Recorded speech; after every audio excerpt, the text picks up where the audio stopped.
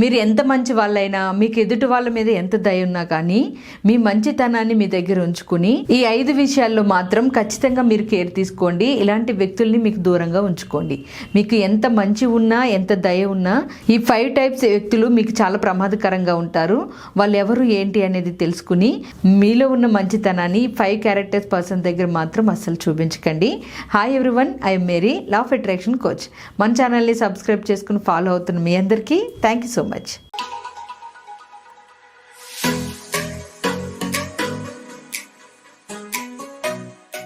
మీరు నిజంగా ఎంత మంచి వాళ్ళైనా, మీలో ఎంత దయ ఉన్నా కానీ ఇలాంటి వ్యక్తుల్ని అసలు దరిదాపుల్లో కూడా రానివ్వకూడదు. ఎందుకని అంటే అది మీ ఎంటైర్ ఎనర్జీని చేంజ్ చేస్తుంది, నెగిటివ్ ఎమోషన్స్లోకి తీసుకుని వెళ్తుంది. అంతేకాదు మీ గ్రోత్కి కూడా అడ్డుపడుతూ ఉంటుంది. సో ఇందులో ఫస్ట్ క్యారెక్టర్, వాళ్ళ అవసరం తీరగానే మిమ్మల్ని వదిలేసి మిమ్మల్ని మనుషుల్లాగా కూడా చూడకుండా అసహించుకునేలాగా ప్రవర్తించే వ్యక్తులు. ఇటువంటి వ్యక్తులని పూర్తిగా దూరం పెట్టండి. ఒకవేళ మీలో మంచితనం ఉండేసరికి వాళ్ళు మళ్ళీ మంచిగా మారినట్లుగా మీ దగ్గరికి వచ్చినా సరే అలాంటి వ్యక్తుల్ని కంప్లీట్గా దూరం పెట్టాలి. ఎందుకంటే అవసరం తీరిపోగానే వదిలేసే వ్యక్తులు మీరు ఎంత టైం స్పెండ్ చేసినా, వాళ్ళకి ఎంత మంచి చేసినా, మీరు ఎంత ఎక్స్ప్లెనేషన్లు ఇచ్చినా వాళ్ళకి ఏమీ ఎక్కవు. ఓన్లీ మీలో నెగిటివ్స్ని మాత్రమే చూడడానికి ప్రయత్నిస్తారు. అలాగే మీ ఎనర్జీని పూర్తిగా హరించేస్తారు. సో అందుకని మీరు ఎంత మంచి వాళ్ళైనా కానీ ఇటువంటి వ్యక్తులతో మీరు జాగ్రత్తగా ఉండండి. క్షమించండి కానీ దగ్గరికి రానివ్వకండి. సెకండ్ టైప్ క్యారెక్టర్, తీయని మాటలు చెప్పే వ్యక్తులు. జనరల్గా చాలామంది మీ మీద కోపంగా అరుస్తుంటేనో లేకపోతే మీ మీద గొడవలు పడుతుంటేనే వాళ్ళు మంచోళ్ళు కాదు అని చెప్పి జడ్జ్మెంట్ ఇస్తారు. మీ మాటలు విని మీతో తీయగా మాట్లాడుతుంటే వాళ్ళు మంచి వాళ్ళు అనుకుని కూడా జడ్జ్మెంట్ ఇస్తారు. కానీ ఇది నిజం కాదు. సో మీతో చాలా తీయగా మాట్లాడుతూ అసలు మీరంటే ఏదో చాలా గొప్ప రెస్పెక్ట్ ఉన్నట్లుగా ప్రవర్తించి ఓవర్గా రియాక్ట్ అవుతున్న వ్యక్తులు మీ వెనకాల మీ గురించి చాలా నెగిటివ్గా మాట్లాడే అవకాశాలు ఉంటాయి. మనసులో ఒకటి పెట్టుకుని పైకి ఇంకొకటి వచ్చే వ్యక్తులు పాముల కంటే ప్రమాదకరం. సో అటువంటి వ్యక్తుల్ని మీరు దూరం పెట్టండి. అలాంటి వ్యక్తులు కనుక మీకు తెలిస్తే మీలో ఎంత మంచితనం ఉన్నా సరే అలాంటి వ్యక్తుల విషయంలో చాలా జాగ్రత్తగా ఉండండి. తీయగా మాట్లాడే మాటల్లో చాలా విషయం ఉంటుంది. సో అలాంటి వాటిని మీరు గమనించాలి. ఖచ్చితంగా గమనించి మీలో ఎంత మంచి ఉన్నా కానీ అలాంటి వ్యక్తుల్ని దూరం పెట్టండి. మూడవ క్యారెక్టర్, నిందలు వేసేవాళ్ళు.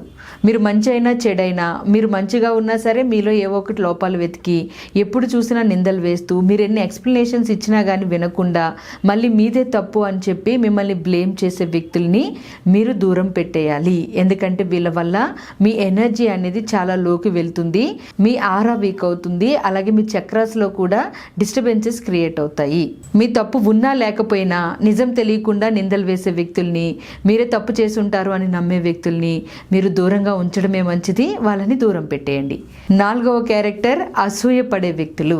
మనందరికీ తెలిసిందే అసూయపడే వ్యక్తుల ద్వారా ఎంతో నెగిటివ్ ఎనర్జీ అనేది ఫామ్ అవుతుంది అని.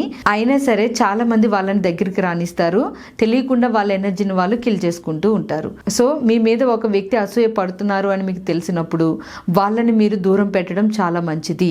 ఈ అసూయపడే వ్యక్తుల్ని ఎలా గమనించాలి అంటే వాళ్ళు మీ లైఫ్లోకి వచ్చిన తర్వాత మీతో కొంత టైం స్పెండ్ చేసిన తర్వాత మీ ఇంట్లో గొడవలు అవడము, లేదా మీకు హెడేక్గా అనిపించడము, లేదా చిన్న చిన్న డిస్టర్బెన్సెస్ క్రియేట్ అవ్వడము ఇలాంటివి జరుగుతాయి. ఒక వ్యక్తి వచ్చినప్పుడు రిపీటెడ్గా అదే ప్రాబ్లం రిపీట్ అవుతుంది అంటే వాళ్ళు మీ మీద అసూయ చూపించే వ్యక్తులు అని అర్థం. 1-2 సార్లు ఇది రిపీట్ అయితే అది వదిలేయండి. కానీ ఎన్నిసార్లు వాళ్ళు వస్తున్నా కానీ అదే రిపీట్ అవుతుంది మీ ఇంట్లో కానీ లేదా మీ పరిస్థితుల్లో కానీ అంటే వాళ్ళని మీరు దూరం పెట్టేయాలి. ఎందుకంటే ఇలా అసూయ పడే వాళ్ళే తెలియకుండా మనీ బ్లాక్స్ని మీలో క్రియేట్ చేసి మీ గ్రోత్ని తగ్గించేసి బయట పుకార్లు చెప్పుకుంటూ తిరుగుతూ ఉంటారు. ఇలాంటి వాళ్ళకి దూరంగా ఉంటేనే మంచిది. ఇలా దూరంగా ఉంటే మీ ఎనర్జీ ప్రొటెక్ట్ అవుతుంది. వాళ్ళకు కూడా పుకార్లు చెప్పుకోవడానికి అవకాశం ఇవ్వని వాళ్ళు అవుతారు. సో ఇది మీకు ఒక ప్రొటెక్షన్ ఎనర్జీ లాగా పనిచేస్తుంది. సో మిమ్మల్ని చూసి అసూయ పడే వాళ్ళని మీలో ఉన్న మంచితనంతో పోనీలే అని దగ్గరికి రానివ్వకండి. వాళ్ళ వల్ల మీ ఎనర్జీస్ డిస్టర్బ్ అవుతాయి. ఐదవ క్యారెక్టర్, నువ్వు దుఃఖంలో ఉన్నప్పుడు నిన్ను వదిలేసేవాళ్ళు. నిజంగా మిమ్మల్ని అభిమానించే వాళ్ళు, ప్రేమించే వాళ్ళైతే మీరు దుఃఖంలో ఉన్నప్పుడు మీతో ఉండాలి అని కోరుకుంటారు. వాళ్ళు మీతో ఉంటేనే వాళ్ళు సాటిస్ఫై అవుతారు.